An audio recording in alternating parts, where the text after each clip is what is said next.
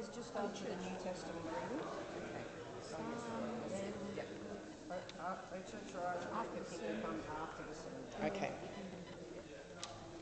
So we stay. Oh yeah, I think I'll just pop out after just before the Old Testament reading. Yeah, once we Yeah. set the things. Yeah, and then after the song, after psalm.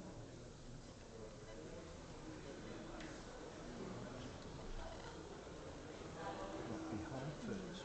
Better get this in order. Yes. Lots of where it's going to go straight.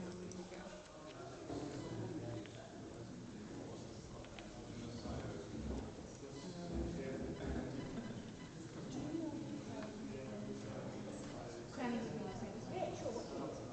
See? Okay.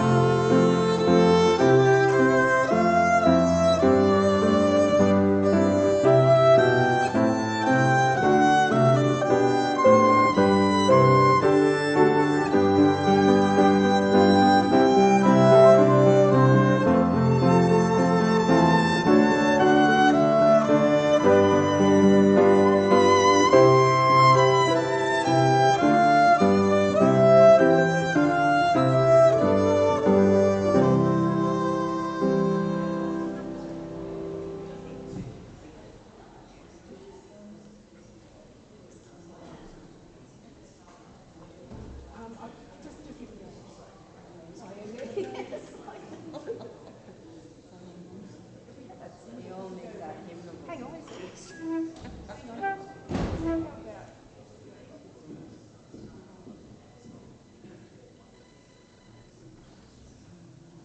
We all need iPads with that visibility.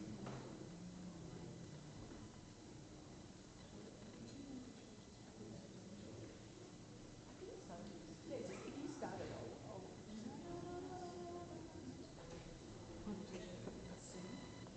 What key? I don't see. See? I don't know what it is, but I'm not sure. Should have just down towards change one.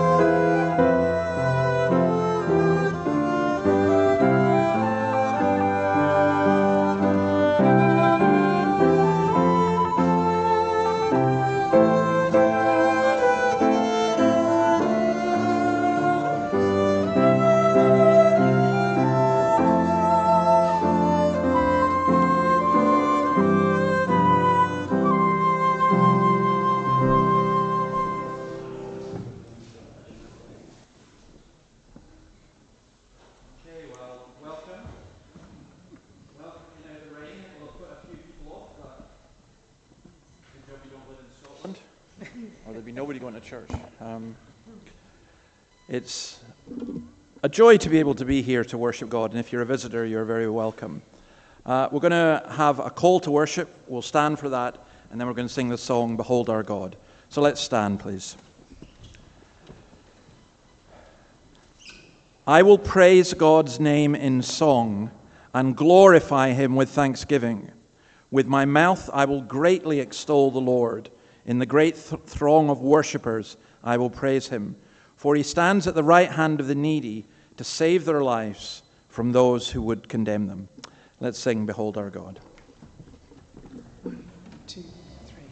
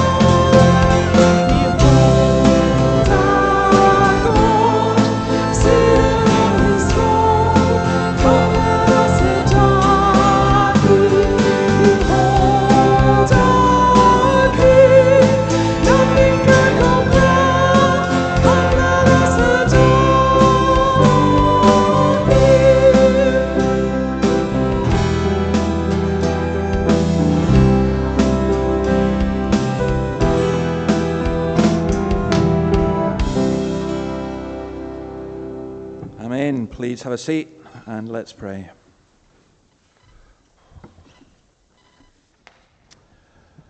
Lord, we come to you and we are conscious sometimes of those who sit on different thrones, of our political leaders, of our cultural leaders. And to be honest, sometimes we despair, but we bless you that on the throne of heaven, it's not Xi Jinping, it's not Putin, it's not Albanese or Starmer or Trump, but it is you, our God. And we come to worship you, the God who knows all things and sees all things, the God who brings into very being time and space. And we bless you for the time that we have. We pray you'd help us to use our time wisely. We thank you that you have called us to worship you here in this place at this time. And may we not waste it. May we use it wisely. We pray for those who are unable to be here, those who are being hindered by the weather, those who are sick, those who have lost desire, those who have never had any desire. Lord, we ask that you would work great wonders in this area, causing people to seek you and want to know you. We come to you, O God, and we are conscious of our own weakness, and we confess our sin. You see the words on the screen. Let's say these words together. Have mercy on me, O God, according to your unfailing love, according to your great compassion. Blot out my transgressions. Wash away all my iniquity, and cleanse me from my sin. For I know my transgressions, and my sin is always before me. Against you, you only, have I sinned and done what is evil in your sight, so that you are proved right when you judge, and justified when you speak. Sorry, that was my mistake. The assurance of pardon is, while it is true that we have sinned, it is a greater truth that we are forgiven through God's love in Christ Jesus. To all who humbly seek the mercy of God, I say, in Jesus Christ, your sin is forgiven. I think Kathy is reading. Is she here? Right behind you. Oh, this is Kathy. Okay.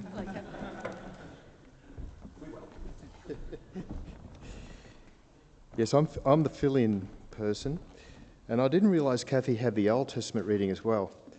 So we're going to be looking at Isaiah 27, and it's on page 687, if you like to follow in the Pew Bible in front of you there.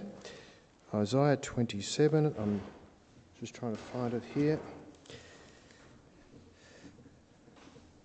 Okay, and now a word of encouragement to the people of Israel, as Isaiah's been warning them about all the nations around them, but here's where some relief comes.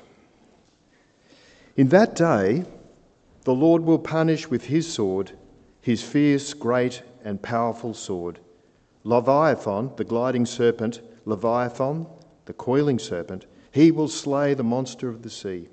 In that day, sing about a fruitful vineyard. I, the Lord, watch over it. I water it continually.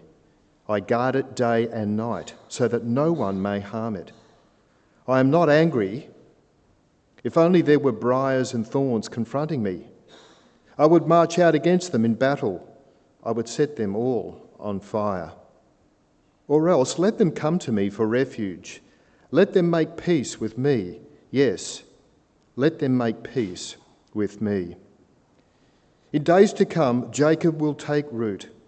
Israel will bud and blossom and fill all the world with fruit. Has the Lord struck her? Has he struck her down? Has he struck down those who struck her? Has she been killed as those were killed who killed her? By warfare and exile you contend with her. With his fierce blast he drives her out, as on a day the east wind blows. By this, then, will Jacob's guilt be atoned for, and this will be the full fruit of the removal of his sin.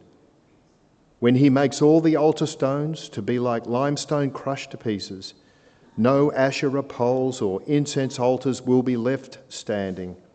The fortified city stands desolate, an abandoned settlement, forsaken like the wilderness. There the calves graze, there they lie down. They strip its branches bare. When its twigs are dry, they are broken off, and women come and make fires with them. For this is a people without understanding, so their Maker has no compassion on them, and their Creator shows them no favour. In that day, the Lord will thresh from the flowing Euphrates to the Wadi of Egypt, and you, Israel, will be gathered up one by one. And in that day, a great trumpet will sound. Those who were perishing in Assyria and those who were exiled in Egypt will come and worship the Lord on the holy mountain in Jerusalem. Amen.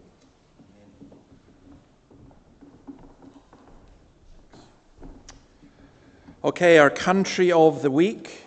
I'm not going to leave the notices just now till a bit later. Our country of the week is Bolivia. Very, very interesting place. There is up on the screen.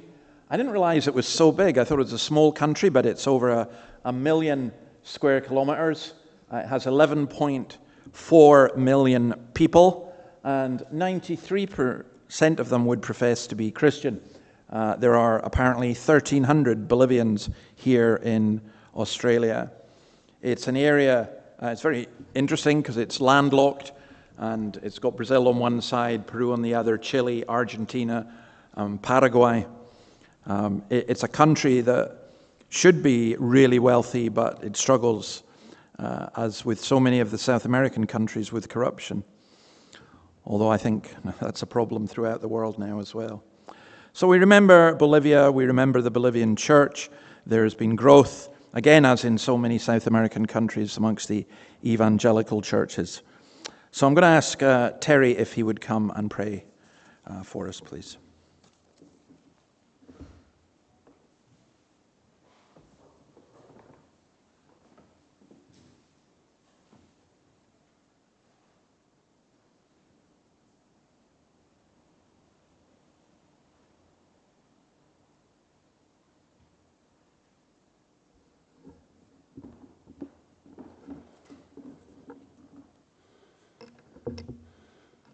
Let's pray to our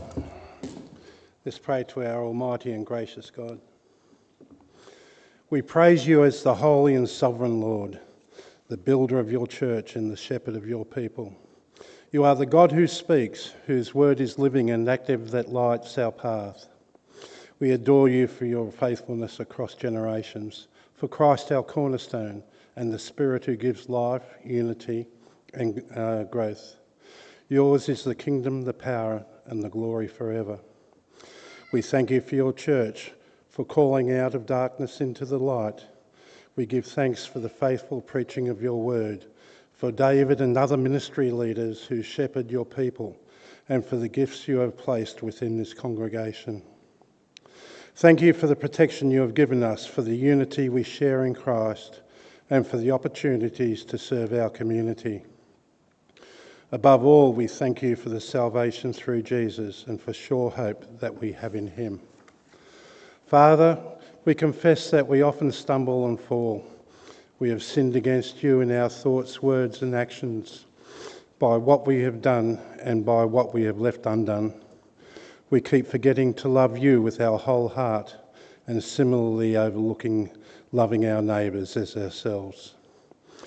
Forgive our lack of faith, our selfishness and our compromise with evil.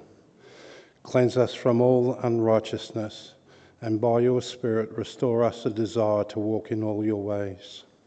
Father, we now bring our needs before you, confident in your grace. We pray for our congregation that you would unite us in true Christian love. We intercede for the weak, the weary and the oppressed. May they feel your strengthening power. We bring you those who are suffering in body or mind and ask for your healing touch. We pray for our leaders, our community and the spread of your gospel throughout the world. Give us today our daily bread and help us be content with your provision. As we grow in number and in opportunity, we pray that we would grow even more deeply in faith, humility and love. Shape us by your word and spirit, that we may live faithfully in the world that you have placed us in, bearing witness to Christ in our homes, our workplaces and our community. Lord, we also pray for those among us and around us who have not yet come to know you. For those who are curious, draw them gently towards the truth of the gospel. For those who are hesitant or holding back, meet them with the patience and grace. Remove fear and doubt and reveal yourself to them as the God who is trustworthy, compassionate, and near. May they come to know you, know the joy of giving their whole lives to Christ. We ask especially for those whom you have gifted with responsibility in teaching and in leadership. Grant them wisdom from above, strength for the task, and hearts shaped by the mind of Christ. Keep them faithful to your word, dependent on your Spirit, and rich in love for those they serve. May their service build up your church and bring glory to your name. We lift before you the leaders of the nations and all who hold authority at international, national and state levels. In a world marked by unrest, uncertainty and deep division, we ask that you grant them wisdom beyond their own understanding. By your Holy Spirit, guide them as they consider the challenges before them, as they respond to moments of crisis and as they bring decisions to their conclusion. Restrain what is unjust, temper what is driven by fear or pride, and incline their hearts towards what is good and true. May their actions reflect the character of Christ, marked by love for their neighbour, fairness in judgment, and a commitment to justice and peace. Give them courage to do what is right, humility to listen, and strength to serve for the good of all. We are praying that your will be done on earth as it is in heaven, through Jesus Christ, our Lord and our Saviour. Amen. Thanks. Thanks, Terry. Boys and girls, do you want to come down to the front?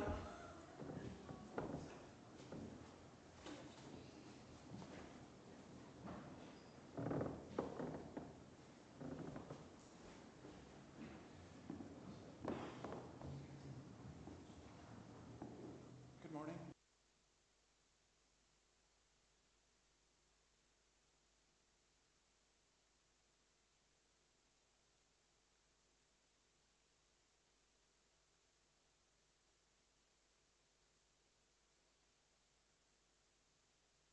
You need a submarine to get here.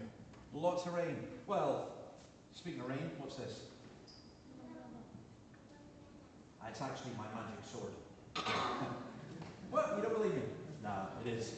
So with the umbrella, what do? Says he. I'm very good at putting up umbrellas, as you can see. I think there's one broken actually, so it's useless. You're going to get umbrellas. You can have this one actually for when we go out, okay? So what does an umbrella do? You open it. It keeps us a bit more dry. It keeps us a bit dry, yeah? That's a very good way to describe it. It doesn't keep us totally dry. I guess you would need a waterproof suit to do that. But it does help keep us dry. What about this? A hat. What does that do? It protects you from the sun. It what? Protects you from the sun. It protects you from the sun, yeah. It also makes you look stunningly handsome, doesn't it?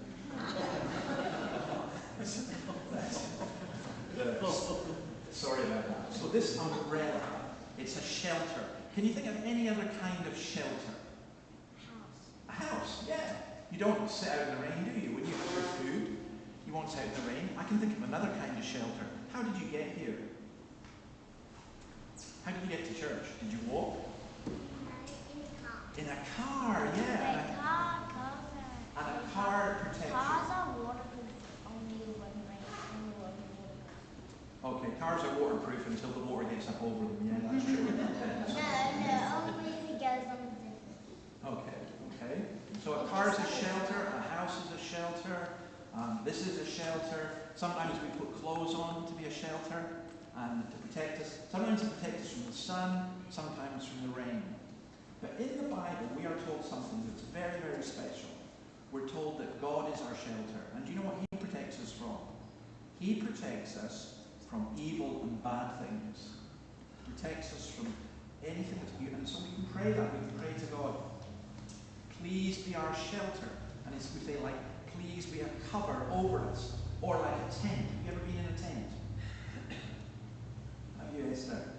Yeah, you go camping. I can imagine you camping. It'd be great fun to go camping with you. You put a tent so that it protects you.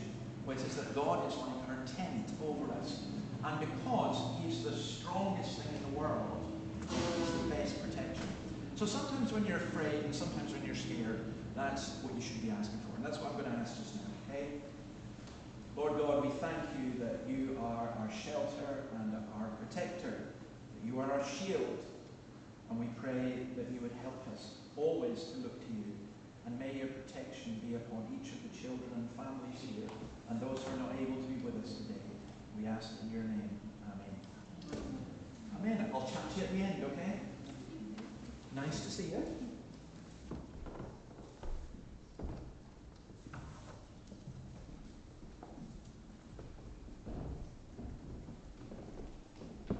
Okay, Matt's going to do the New Testament reading, 2 Peter 1, 1 to 11.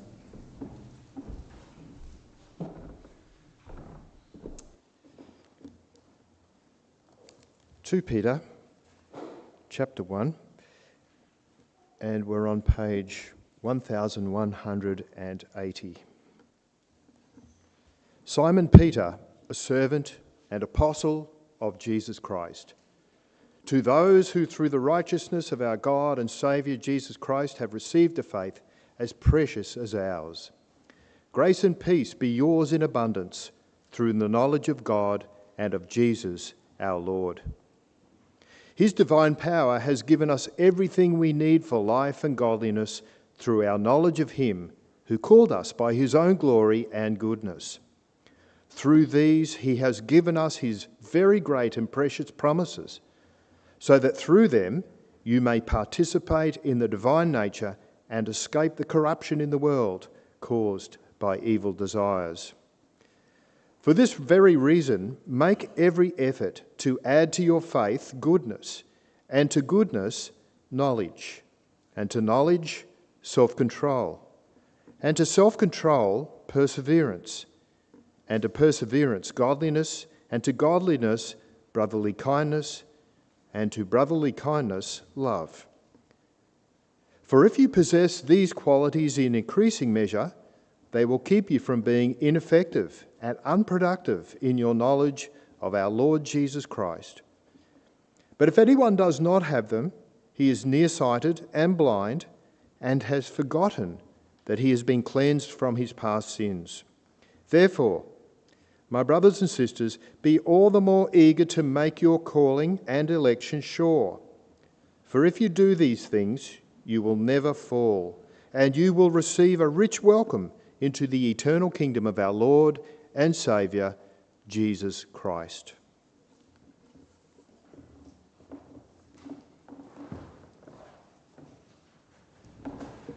Okay, we're going to sing part of Psalm 83. We're not going to sing the whole psalm, it's too long to sing, but if you want to read it at some time, it's a psalm that mentions specifically the passage of Scripture we're going to look at after we've sung this, Judges chapter 7. We'll sing Psalm 83, verses 1 to 4 and 13 to 18. We'll stand to sing.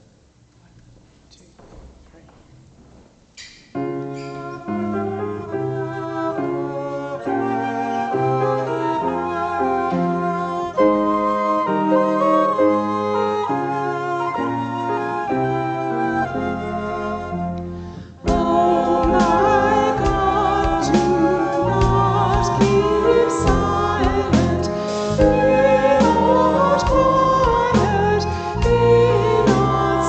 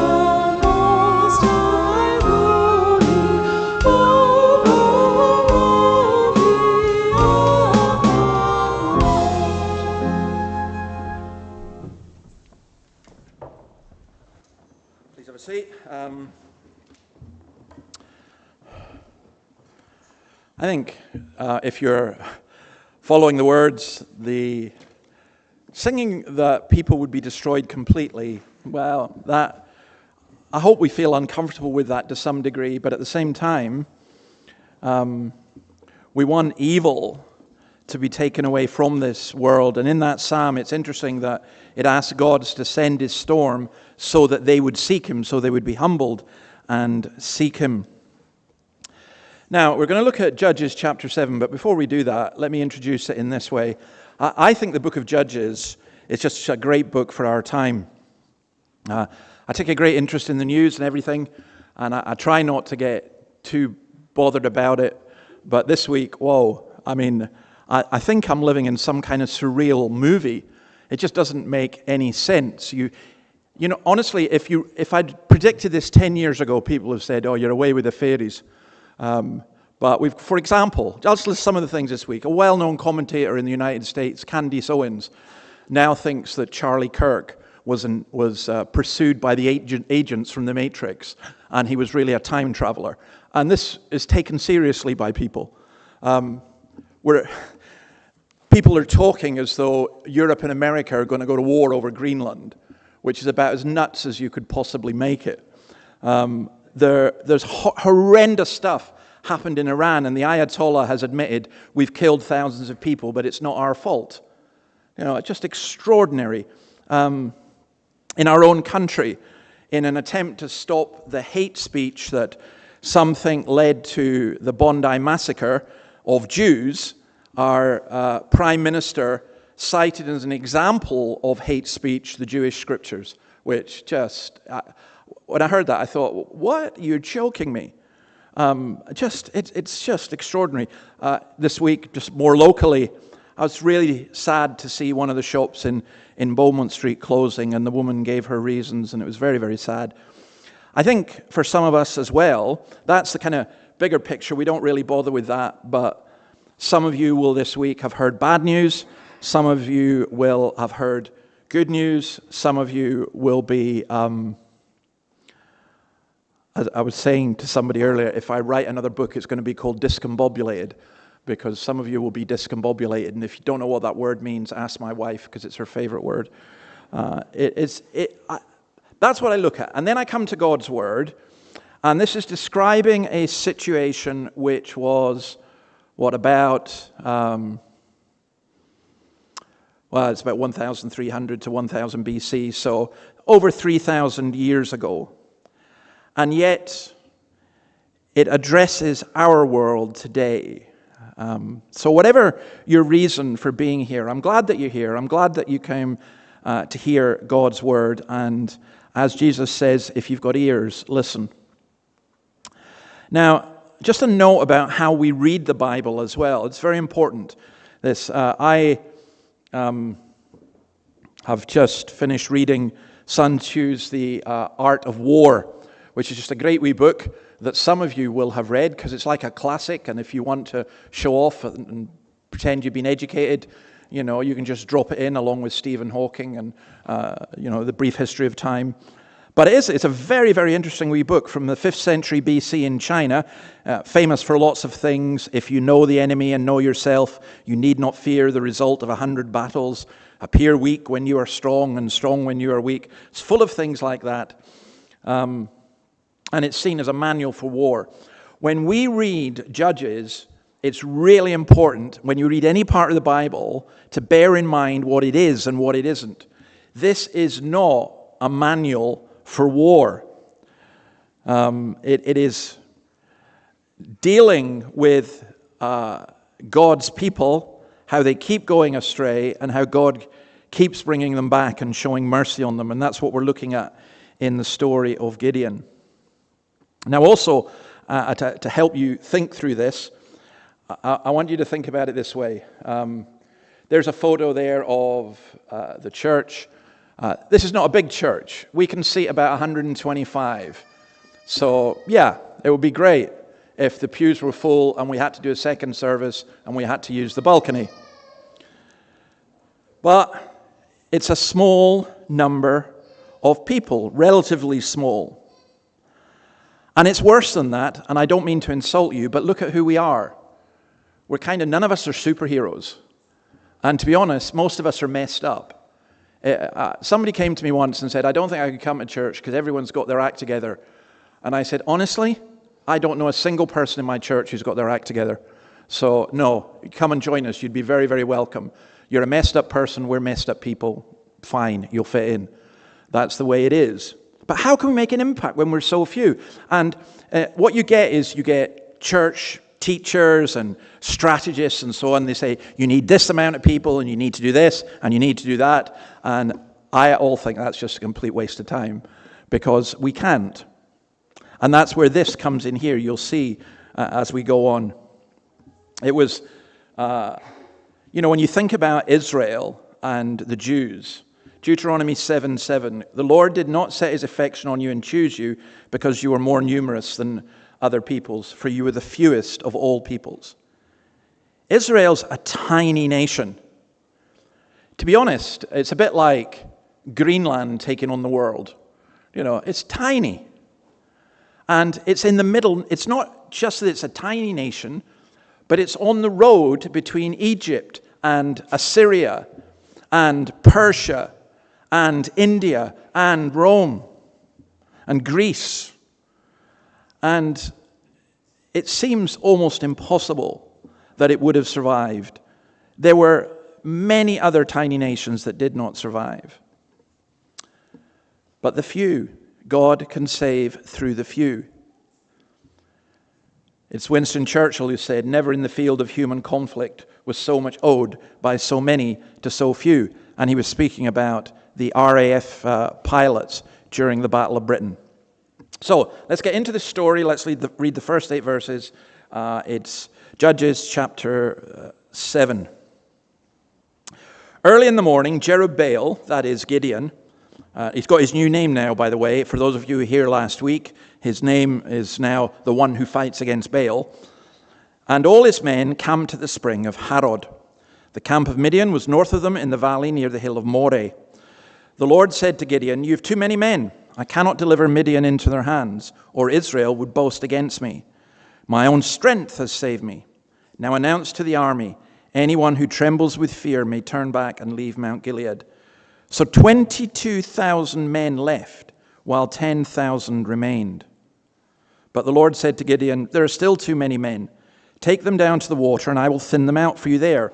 If I say this one shall go with you, he shall go. But if I say this one shall not go with you, he shall not go. So Gideon took the men down to the water. There the Lord told him, separate those who lap the water with their tongues, as a dog laps, from those who kneel down to drink. 300 of them drank from cupped hands, lapping like dogs. All the rest got down on their knees to drink. The Lord said to Gideon, with the 300 men that lapped, I will save you and give the Midianites into your hands. Let all the others go home. So Gideon sent the rest of the Israelites home, but kept the 300 who took over the provisions and trumpets of the others. Now, first of all, let's begin with a good sign. Gideon got up early in the morning, which is what all good people do. They get up early in the morning. It's a good sign that, okay, maybe you're not a morning person, but if you were crippled by fear, you wouldn't do that. I'm just going to stay in my bed. I don't want to go out. Oh, look, there's a lion outside. Oh, look, it's raining or whatever. But Gideon got up, and we know that he was a leader at this point because he had 32,000 men who followed him. You can't lead unless people follow. That's the point. And he's got a plan. He's got a good plan. He's got 32,000 people. He goes to this place called the Spring of Harod, and he's got to face the massive Midianite army. He's strategic enough to be able to take advantage of the terrain and to use the weather and everything else. But it's absolutely clear that 32,000 is a very small number against the Midianites and the Amalekites, who are, as we'll read later on, as thick as locusts, and whose camels could no more be counted than the sand on the seashore. But look what's said in verse 2. The Lord said to Gideon, you've too many men. I cannot deliver Midian into their hands, or Israel would boast against me. My own strength has saved me. God's people are either going to praise God for the victory, or they're going to praise and boast in themselves. Gideon will either give the honor to his Lord, or he will seek it himself. And one of the problems in the church is that far too often we are obsessed by numbers. You hear of a church that's got 1,000 people, you go, wow. And to be honest, a lot of evangelical Christians are pretty weak this way, because they say, oh, I need to go to that church because A, it's successful, B, it has programs for my kids, and C, well, they won't say this, but I don't really have to do anything. Because there's loads of people, and it's great, and I'm part of a success. And glory, I think, very often, I'm not saying all big churches are bad, they're not. But it's really, really hard to be what's perceived to be a successful church and not to take glory to yourself. Why? Because people come and say, can you write a book? People come and say, can you tell us what your plan is? Can you come and guide the rest of us with your wisdom? And if you were honest, you would say, I haven't a clue. God did it, and there's not much I can help you with. But that's not what happens. That's not how the church operates today. And I think it's a phenomenal mistake. Now, don't get me wrong. We like numbers.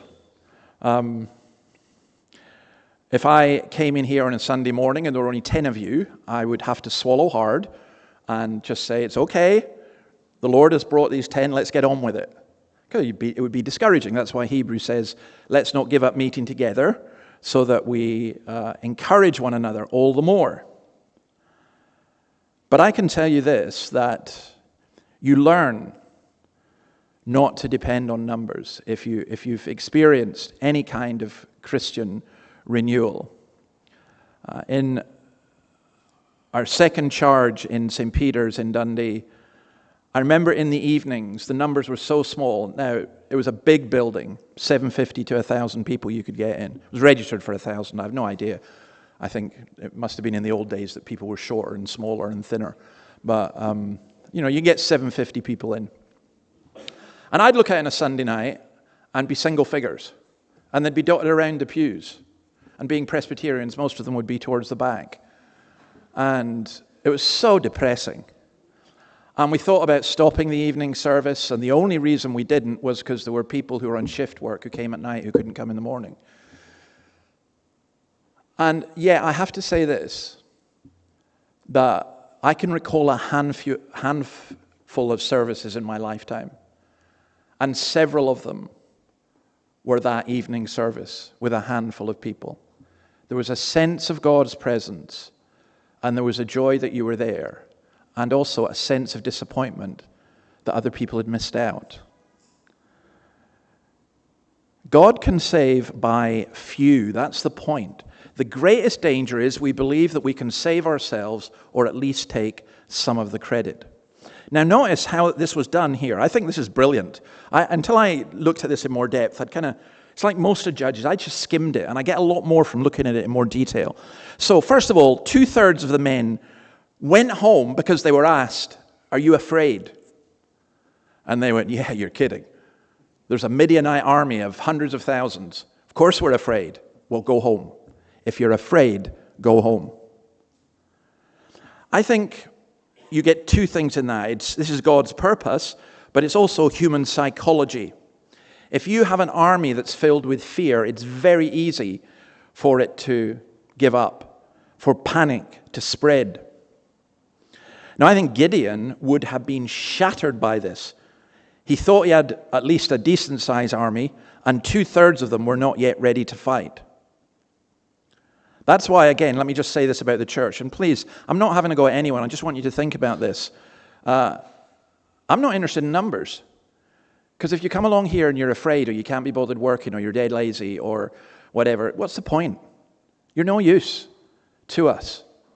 We have to, forgive, if the women will forgive me saying this, there's a band of brothers idea. Well, let's look, a band of brothers and sisters.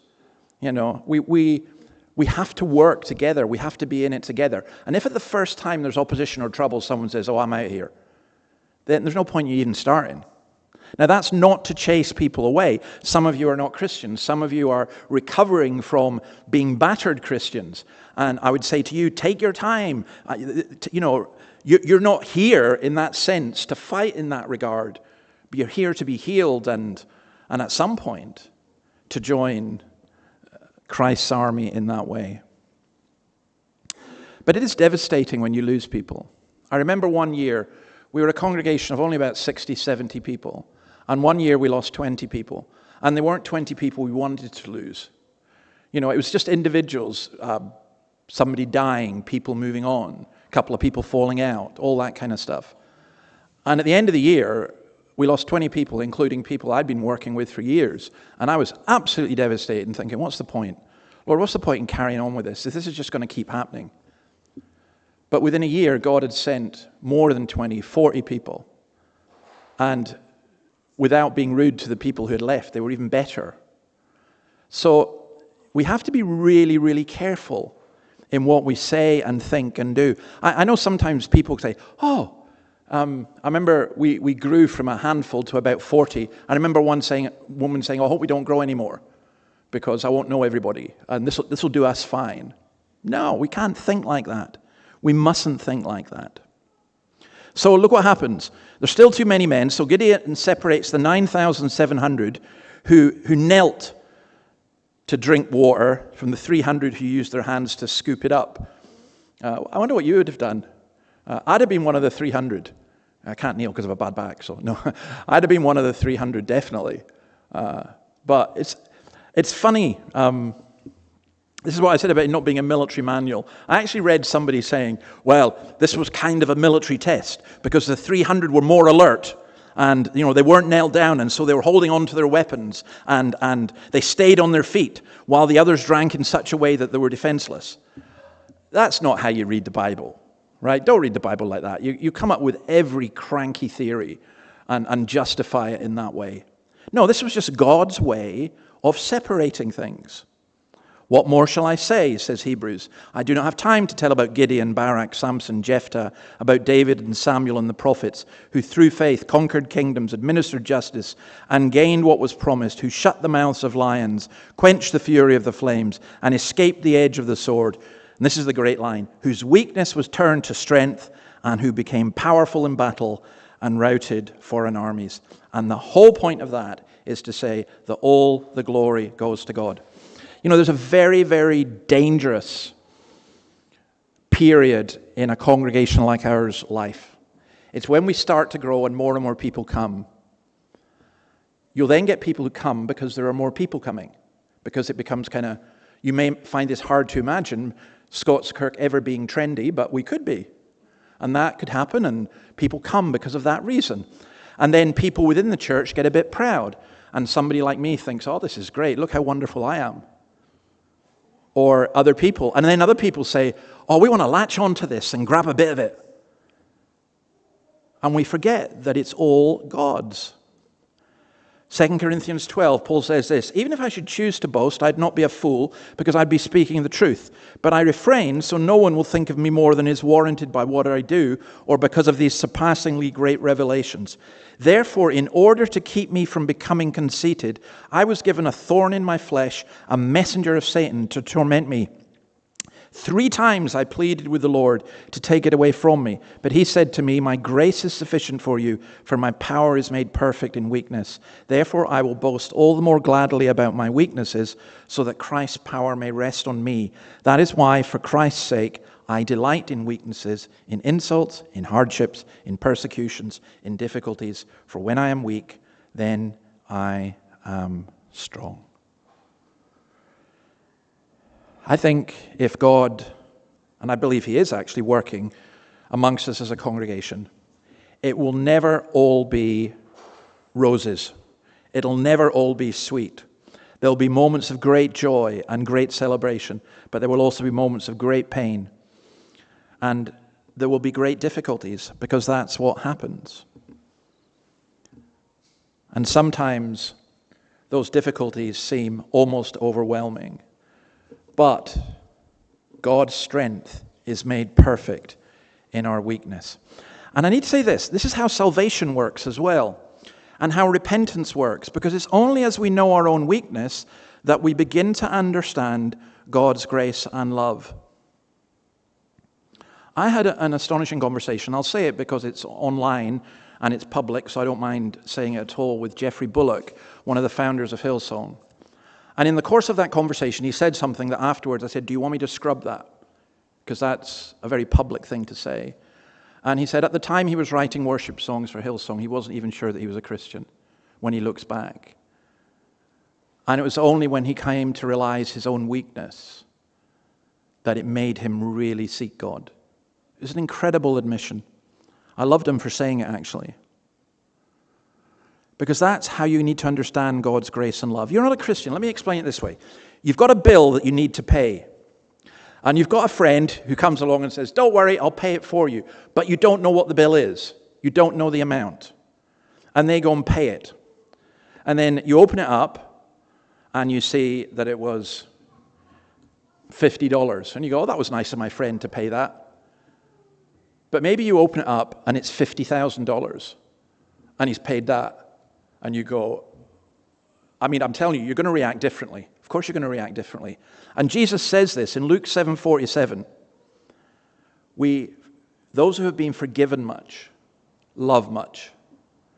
And that's one of the paradoxes in all of this in Christianity. When someone says, I can't become a Christian because I've done this, I've done that, or I don't know this, I don't know that, and it's too much. But the beautiful thing is that because you've done all these things, you realize how much God has done for you. My Aunt Helen died this week, and I've just watched her testimony on YouTube again. And I knew that she was messed up, and she admitted she was messed up. But her experience of the love of God was really quite astonishing. And I'm not saying, look, go out and sin so you can experience the love of God, but I am saying there is nobody who sins who's beyond that love. And I think there's a great principle here in terms of Christian growth. We become angry and we become afraid. I think it's Keller who points this out, if I remember rightly. Or we become discouraged. Why? Because of the good things we have that are taken from us, things that we think will save us or give us value and worth. The reality is that we should have our confidence and encouragement and joy in the Lord, not in the gifts he gives us. The gifts are, if you like, the bonuses, but the reality is Christ. So, let's go on to look at the next section, but Gideon's confidence by now must be badly shaken. Now he's got to face this massive army with 300. The battle between faith and fear is harder, and night's coming in, and this is really difficult. So let's see where he goes. Let's read verse 9 to 15. So now the camp of Midian lay below him in the valley. During that night, the Lord said to Gideon, get up, go down against the camp, because I'm going to give it into your hands. If you're afraid to attack, go down to the camp with your servant Purah and listen to what they are saying. Afterward, you'll be encouraged to attack the camp. So he and Purah, his servant, went down to the outskirts of the camp. The Midianites, the Amalekites, and all the other eastern peoples had settled in the valley, thick as locusts. Their camels could no more be counted than the sand on the seashore. Gideon arrived just as a man was telling a friend his dream. I had a dream, he was saying. A round loaf of barley bread came tumbling into the Midianite camp. It struck the tent with such force that the tent overturned and collapsed. His friend responded, this can be nothing other than the sword of Gideon, son of Joash the Israelite. God has given the Midianites and the whole camp into his hands. When Gideon heard the dream and its interpretation, he bowed down and worshipped. He returned to the camp of Israel and called out, get up! The Lord has given the Midianite camp into your hands.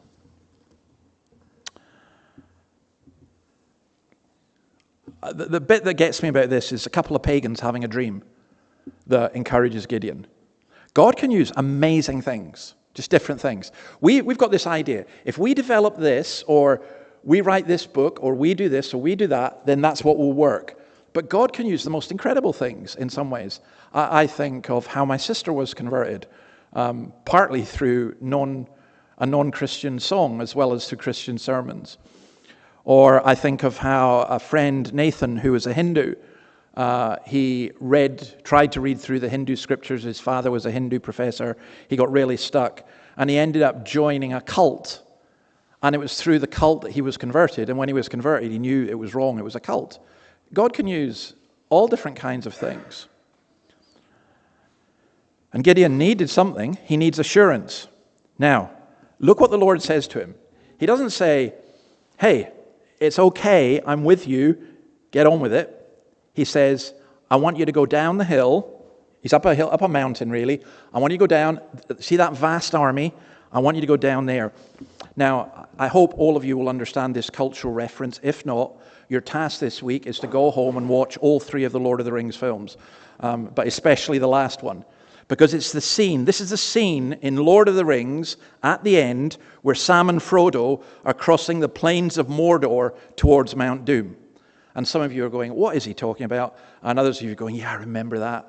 Oh, it's just awesome, that scene. And it is awesome, that scene, because it's filled with orcs. Again, if you don't know what orcs are, you need to get enlightened.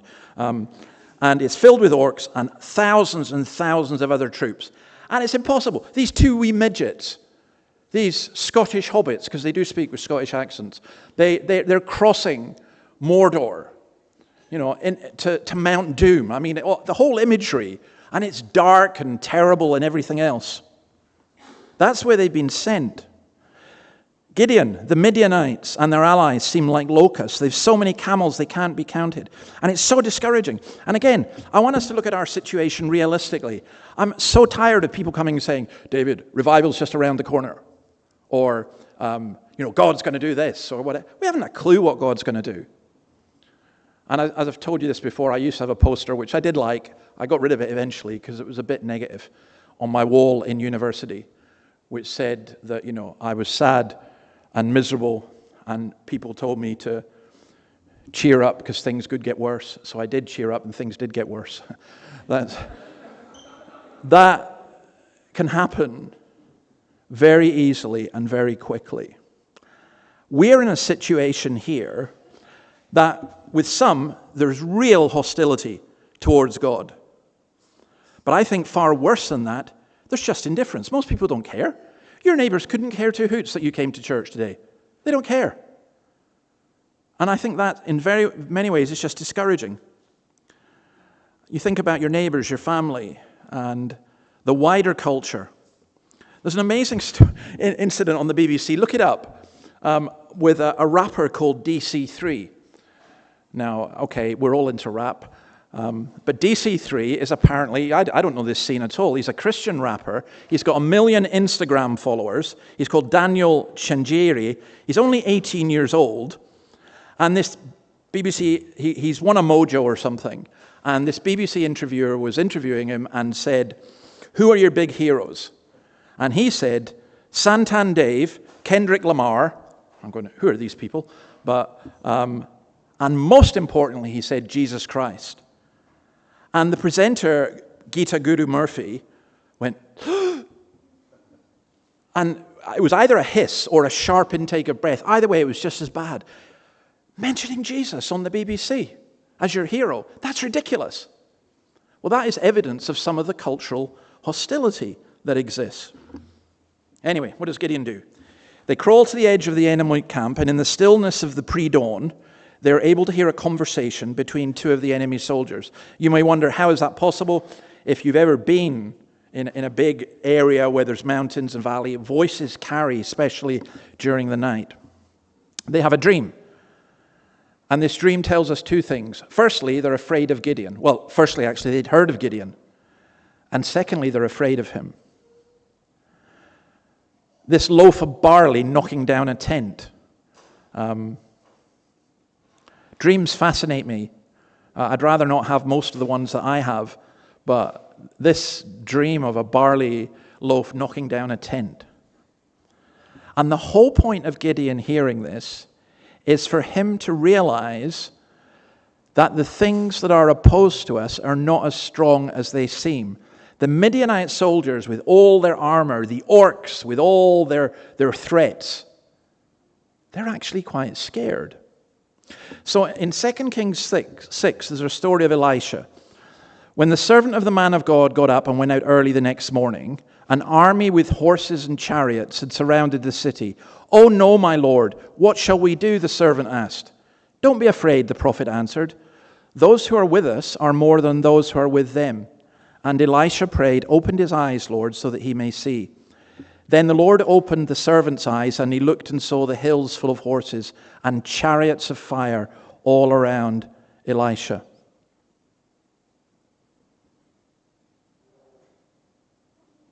Why should you be afraid?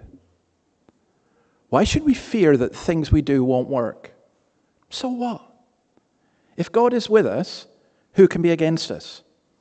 And I'm not talking about the God is with us style that Bob Dylan sang so sarcastically about army generals saying, "Don't worry, God is with us, go out and fight." No.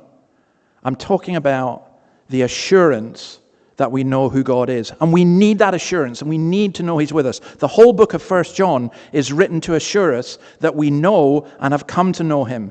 In Romans 8, verse 16, we're told that the Holy Spirit works in us to assure us that we are God's children. But sometimes God asks us to take risks in order to get that assurance. He told the disciples to go and make disciples of all nations. He told them that first, and then He said, "And I'm going to be with you always." And sometimes God asks us to do stuff that does not make sense to us because it takes us out of our comfort zone. It causes us to fear. We sit down and we make a list of the positives and of the negatives, and the lists of the positives about 2, and the lists of the negatives a whole bucket load. And we say, well, God wouldn't ask us to do that. And we work things out according to our metrics, and God says, no. We need to learn to step out in faith. And I think Gideon is a great example of that because God's patience with him is amazing. He had an angel burned up his offering. He had 2 miraculous fleece episodes. And he had this Midianite dream and interpretation before he would attack. So how do we get that assurance? We don't want a false assurance. We want a real assurance. How do we get that assurance? And I honestly think that assurance is the thing that we need the most, because the reason that some of you are afraid, the reason that some of you are angry, the reason that some of you are bitter, the reason that we won't do what God is calling us to do is because we're not sure that He's with us. We're not sure. We know the general stuff, right? We can repeat the theology. We could pass an exam at Moore College. But that's not what we need. We need that assurance. And how does He assure us? I think He assures us from His Word. Maybe this is not you, but I'm astounded at how many times I've sat in a pew or I've preached from here, and even the words that I'm preaching, I'm going, oh, that's what I need to hear. That's what I need to hear. The answer is from His Word. Secondly, it comes from His people. God's people encourage one another and help one another. We need to be people like Barnabas. Thirdly, it comes from the various circumstances of life, that although there are many things that are negative, on the other hand, when we look and we count our blessings, we're going, whoa, God did that. And I'd also argue that it comes from the Holy Spirit, and I'm cautious about arguing that because far too many people confuse their feelings with the Holy Spirit. So we need to think about that, but look, God can use and does use almost anything. And it's that assurance that leads to real praise, and it leads to a real radical obedience to Him. We can obey because we feel guilty. We can go out. We can be like the 22,000 soldiers who are afraid, but will still go out because everyone else is doing it, and we've been called to do it, and so on. But the real value of Christians who have an assurance that God is with them, whatever. So verses 16 to 21, I better speed up and finish quickly. I was reading this morning about the gift of time and how we use our time. You're using it wisely, listening to God's word, so chill. Verse 16, dividing the 300 men into 3 companies, he placed trumpets and empty jars in the hands of all of them with torches inside. Watch me, he told them, follow my lead. When I get to the edge of the camp, do exactly as I do. When I and all who are with me blow our trumpets, then from all around the camp, blow yours and shout, for the Lord and Gideon. Gideon and the 100 men with him reached the edge of the camp at the beginning of the middle watch, just after they'd changed the guard. They blew their trumpets and broke the jars that were in their hands. The 3 companies blew the trumpets and smashed the jars, grasping the torches in their left hands and holding in their right hands the trumpets they were to blow. They shouted, "A sword for the Lord and for Gideon." While each man held his position around the camp, all the Midianites ran, crying out as they fled. Well, this is where Gideon really steps up. He gives glory to God. Notice the cry, "A sword for the Lord and for Gideon." But they don't have a sword. They got a torch and a pot. And it's God's hand that deals with this. Now, Gideon mentions what God has done, doesn't give glory to himself, although he himself is a true leader because he has a great resourcefulness. He realizes that the only tactic, when we say God does it, God uses us, and we have to think. He realizes the only tactic is to make the 300 seem like a much larger force, to take advantage of the night, to make the most of the uneasiness of the enemy, to come upon them when they least expect it, to stampede them by waking them suddenly with blinding light and deafening sound. This is not the movie 300, if you've seen that. It's, where 300 brave men all die. This is something much more brilliant. Gideon does have a kind of military genius. The genius here is it negates the difference in strength. It makes the camels a non-factor. It makes the Israelites appear far greater. It takes advantage of the time when the enemy were weakest. At that time, a third of the army would have been walking back to their tents, while another third would have been asleep, and the others would have just woken up. When they see armed men coming towards them, there would have been a great deal of confusion. That's what happened. Blow the trumpets and smash the jars. And then this. Join in. So we read just at the end there, when the 300 trumpets sounded, the Lord caused the men throughout the camp to turn on each other with their swords. The army fled to Bethshittah, towards Zeratha, as far as the border of Abel Meholah near Tabath. Israelites from Naphtali, Asher, and all Manasseh were called out. They pursued the Midianites. Gideon sent messengers throughout the hill country of Ephraim, saying, "Come down against the Midianites and seize the waters of the Jordan ahead of them as far as Beth-barah." So all the men of Ephraim were called out, and they seized the waters of the Jordan as far as Beth-barah. They also captured 2 of the Midianite leaders, Oreb and Zeb. They killed Oreb at the rock of Oreb, and Zeb at the winepress of Zeb. They pursued the Midianites and brought the heads of Oreb and Zeb to Gideon, who were by the Jordan. So Gideon now calls for reinforcements, now has a tactic of blocking the river, and they're captured. Now, again, let me just observe something that I've noticed. People who won't take the risk when you're small and struggling, they're very keen to come on board when you're growing and perceived to be successful. My first experience of that was as a 16, 17-year-old when we held a Bible study in our house that we didn't even know it was a Bible study. It was 4 of us who were being converted, and we used to meet together to play football and stuff, listen to records. And we decided, well, we're Christians now, so let's study the Bible. By the end of that summer, it was a summer, there were 40 or 50 people meeting in our house. We just thought this was normal Christianity. But people throughout Scotland heard about it, and suddenly we got people coming saying, God has told us to lead you into a new church, or to do this or to do that. It was just weird and crazy. People do that. In our former church, St. Peter's, I'll never get round this fact, that we were there 18 years before one Christian family came and joined us. 18 years before people thought we were safe enough to join. What are we doing? This is crazy. That's not the way that Christians should think. We're much more radical than that. Incidentally, in this, there's something wonderfully circular. In chapter 6, verse 11, we find Gideon sheltering from the Midianites in a winepress. He was first reassured of God's presence at a rock when his offering was burnt up. Now here, and please do not feel a great deal of sympathy for Oreb and Zeb. They were people who massacred thousands, tens of thousands of people. And they were dealt with. And God, they're killed at a rock and a winepress. That is, look, justice comes. What goes around comes around. Justice will come. Now let me finish all of this with referring to 2 Corinthians 4. I want to speak to those of you who are not Christians in a moment, but first of all, to those of us who are Christians. We are jars of clay. We're not jars of steel. We are not supermen or superwomen.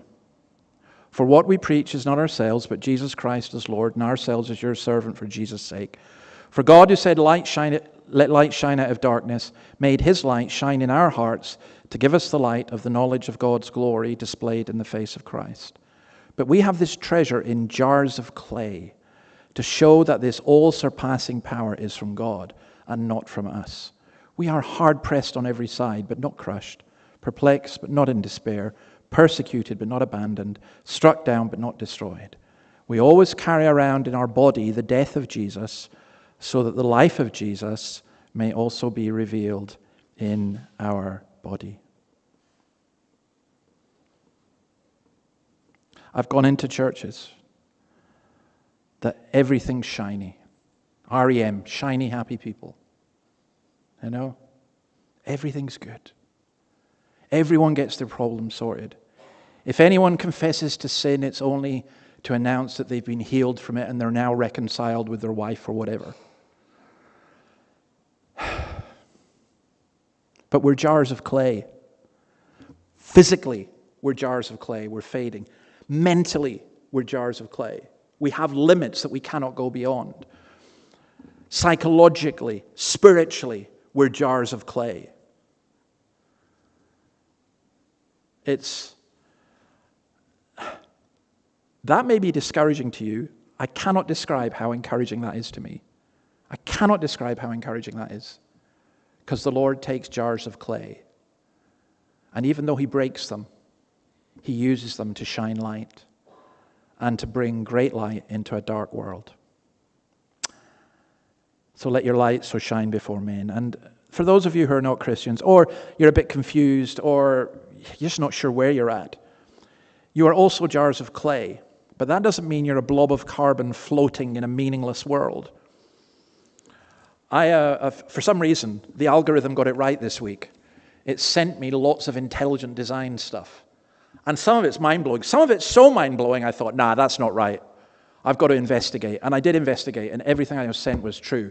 And it's literally mind-blowing. Literally mind-blowing. Because my mind can't cope with this. So let me just give you one of those just to help you and encourage you in this way. Your DNA that's in your body, if we took your DNA out and stretched it to its limit, do you know how far your DNA would go? I got it wrong. I used to say it would go to the moon. No, it would go to the sun and back 70 times. You have in you something that could go to the sun and back 70 times. And that DNA, roughly 6 to 11 billion kilometers, it's madness at one level.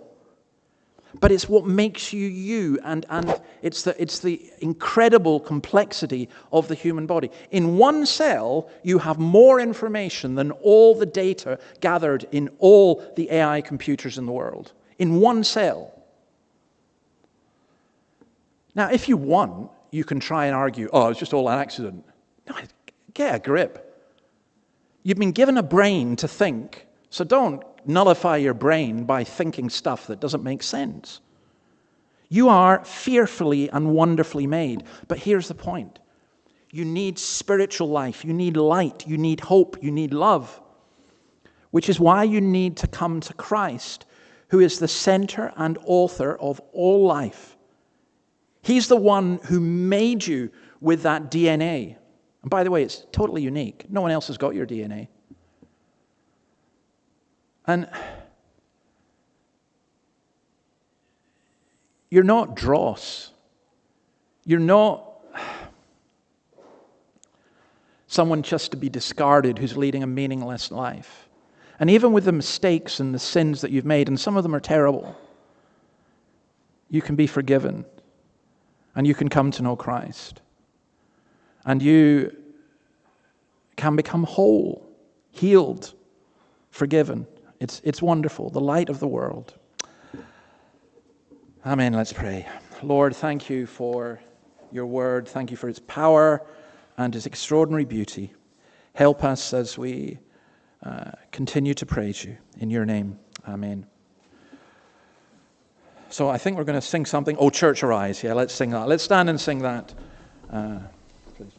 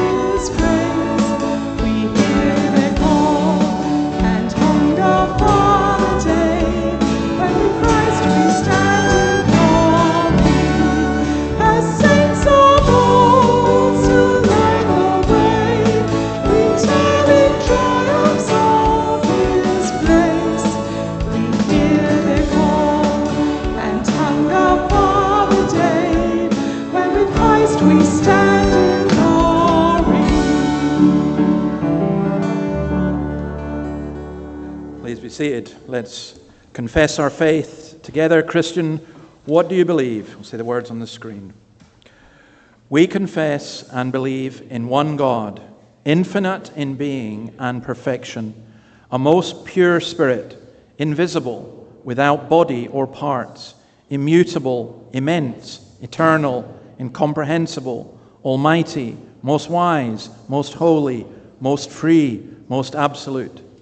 We confess that this one God, working all things according to the counsel of his own will, is the creator, preserver, and governor of all things for his own glory. We confess that in the unity of the Godhead there are three persons, the Father, the Son, and the Holy Spirit, of one substance, power, and eternity, each distinct, yet fully and perfectly God. To him be all glory, honor, and praise forever and ever. Amen. Lord, what a great God. Immutable, incomprehensible, and yet you reveal yourself to us. The unknowable can be known. The love that is beyond our expectation or understanding can be experienced. The peace of God, which transcends all understanding, can be ours. And so we plead with you for each person in this congregation, from the youngest to the oldest, that you would open the eyes of our hearts that we may see you. That those of us who are believers may come with penitent hearts, seeking forgiveness for not doing the good we should have done and doing the evil we shouldn't have done. Who's going to deliver us from this body of death? Thanks be to God through our Lord Jesus Christ. And for those, O Lord, who as yet do not know you, do not let them go out this place without committing their lives to you. Lord, upbuild, encourage the discouraged, heal the broken, grant wholeness to those who are in pieces. For we ask this in your name. Amen. Just a few notices before we finish. I can never find my notices. Oh, here they are. So the men's barbecue is in a couple of weeks on Saturday. Now, something. I've been asked by several people, and it's happened enough that I've decided to do it. In terms of reading the Bible, sometimes people struggle with that. You're not used to, for example, family worship or whatever. So what I'm going to do is I'm going to produce for February a Bible reading and notes. The notes will be very short for every day of the month. And if you'd like it, it means whoever does it, we're all going to be reading the same thing. We'll read through a book. If you'd like that, please let me know. Also, we are hoping to start a Sunday school, and if you're interested in helping with that, let me know. Tonight, the Romans Road at 5 o'clock. Please do feel free to come along to that. We're looking at Romans, and we're moving into Romans chapter 7, which is brilliant. Next week, we'll have Judges again in the morning and the Romans Road at night.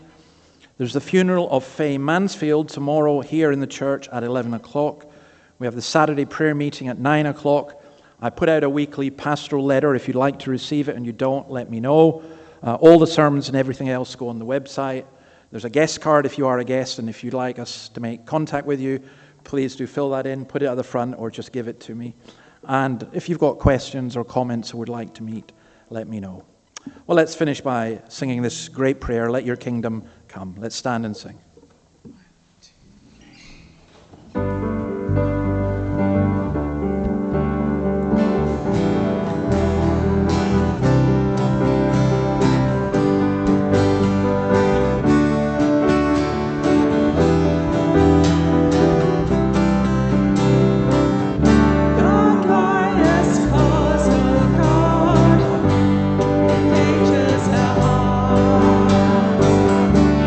Jesus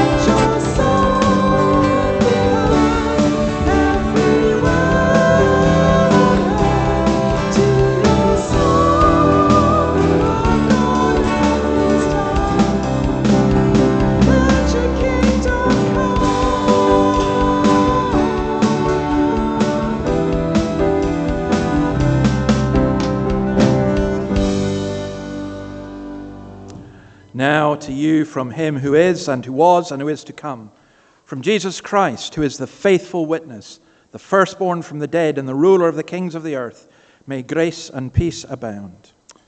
Amen. Refreshments are served through in the hall.